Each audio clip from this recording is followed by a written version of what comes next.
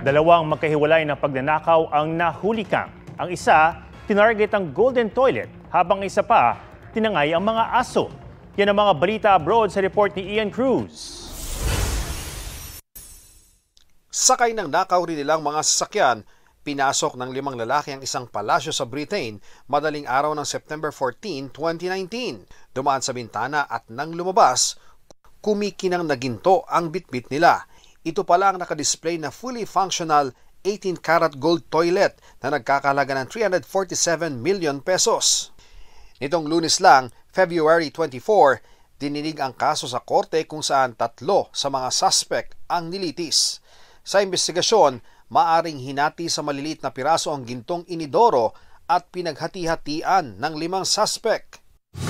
Biglang bumagsak sa sahig ang lalaking yan sa Colorado, USA. Habang aligaga ang mga tao sa pet shop, tinangay ng kasabwat ng lalaki ang mga tutang bulldog.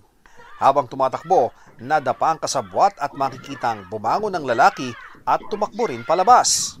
Natangay nila ang 2 bulldog na nagkakalaga ng halos ₱250,000. Isa sa mga ninakaw na tuta ang nabili ng isang babae sa kalsada at isinauli ito sa shop.